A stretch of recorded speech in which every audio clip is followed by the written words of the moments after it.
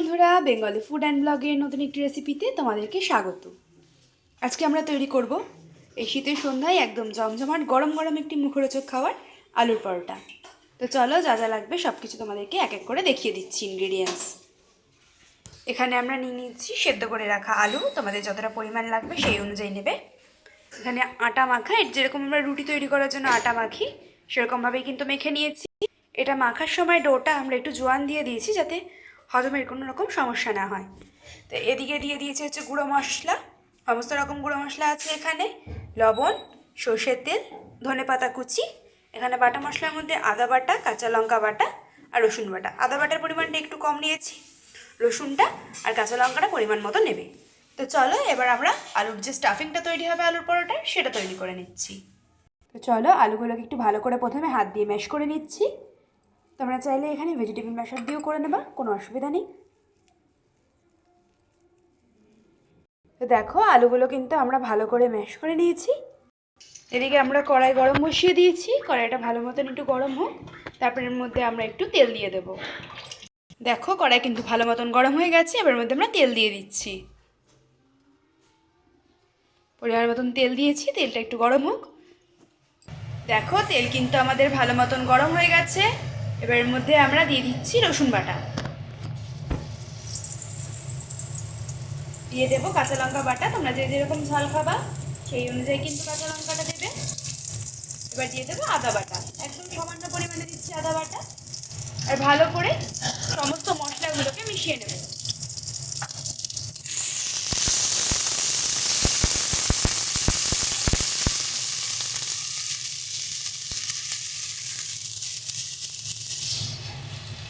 এবার এর মধ্যে আমরা দিয়ে দিচ্ছি হলুদ গুঁড়ো,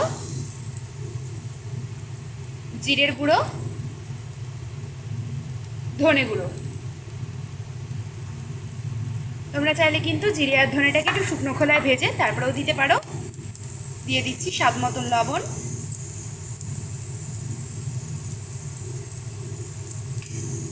এবারে সমস্ত মশলাগুলোকে ভালো করে মিশিয়ে নেব। যতক্ষণ না মশলার কাঁচা গন্ধ যাচ্ছে, মশলাটা একটু ভালো মতন হচ্ছে, ততক্ষণ কিন্তু এটাকে আমরা ভালো করে মিশিয়ে নিচ্ছি। দেখো, মশলা কিন্তু ভালো মতন হয়ে গেছে। এবার এর মধ্যে আমরা দিয়ে দেব যে আলুটাকে ম্যাশ করে রেখেছিলাম, সেই আলুটা দিয়ে দিচ্ছি।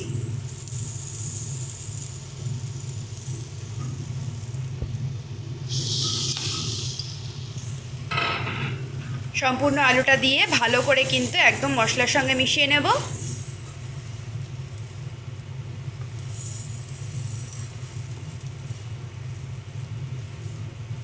গ্যাসের স্টিমটা কিন্তু একদম লোতে রাখবে, হাইতে রাখলে কিন্তু আলুটা কড়াইয়ের গায়ে লেগে যাবে। দেখো, আলুটাই কিন্তু একদম সুন্দর করে আমরা মশলার সঙ্গে মিশিয়ে নিয়েছি। এবার এর মধ্যে দিয়ে দিচ্ছি ওপর দিয়ে ধনেপাতা কুচি।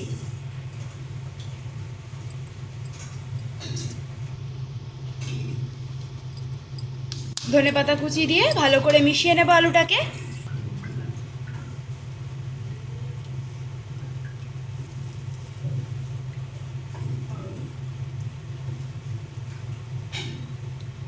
দেখো, ভালো করে মতন মিশিয়ে নিচ্ছি। মিশিয়ে নিয়ে আলু স্টাফিংটা কিন্তু আমাদের ভালো মতন রেডি হয়ে গেছে। তো চলো এবার এটাকে নামিয়ে নেব। দেখো, আমাদের আলু স্টাফিংটা কিন্তু একদম রেডি হয়ে গেছে, এটাকে নামিয়ে নিয়েছি। তো চলো এবার আলুর পরোটার যে পরোটাটা হবে সেটাকে তৈরি করে নিচ্ছি।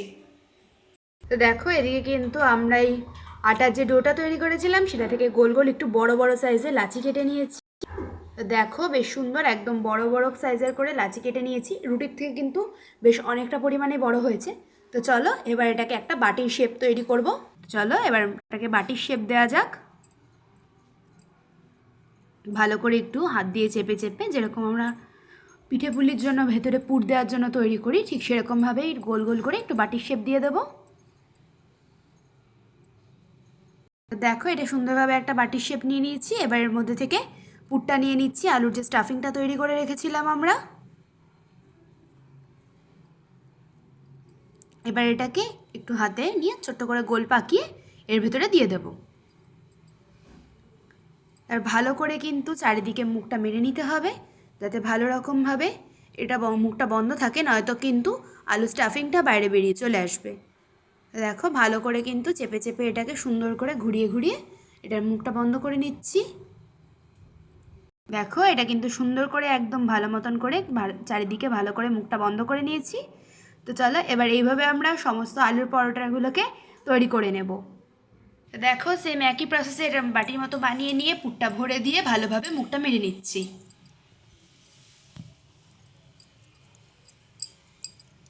তো দেখো সুন্দর করে কিন্তু আমরা সবকটা ডোয়ের ভেতরে স্টাফিং ভরে নিয়েছি। তো এবার এটাকে বেলার পালা, চলো এবার এটাকে বেলে নেব। তো চলো এবার এখানে একটু হালকা করে একটু আটা ছড়িয়ে নিচ্ছি। তো আমরা যেখানে বেলবে সেই জায়গাটার মধ্যে কিন্তু একটু ভালো করে আটা ছড়িয়ে নেবে। তারপরে এবার এর মধ্যে ডোটা দিয়ে হালকা হাতে একটু চেপে নিয়ে ওপর দিয়ে একটু আটা ছড়িয়ে ধীরে ধীরে কিন্তু বেলে নেব।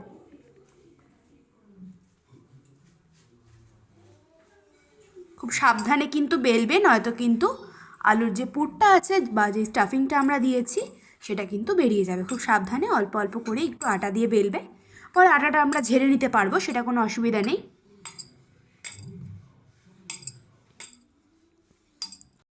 দেখো এটা কিন্তু আমরা একটা সুন্দর করে একটা গোল শেপে রেডি করে নিয়েছি। তো চলো এবার এগুলোকে আমরা সেঁকে নিই, আরও দুটো এরকম তৈরি করে নেব। দেখো এখানে আমরা তাওয়া বসিয়ে নিয়েছি, এটা লোহার তাওয়া। তোমরা চাইলে কিন্তু যে প্যানগুলোতে রুটি বা পরোটা তৈরি করা হয় সেই প্যানেও করতে পারো। তো চলো এবার এর মধ্যে আমরা দিয়ে দিচ্ছি। তো চলো এবার উল্টো পিঠটা উল্টে নিচ্ছি। দেখো এটা কিন্তু খুব সুন্দরভাবে তৈরি হচ্ছে। এবার এর মধ্যে আমরা সাইড দিয়ে অল্প করে একটু রিফাইন্ড অয়েল দিয়ে দেব। আমরা সাইড দিয়ে অয়েল দিচ্ছি, তোমরা কিন্তু চাইলে প্রথমেই এখানে অয়েলটা ব্রাশ করে নিতে পারো তাওয়ার মধ্যে।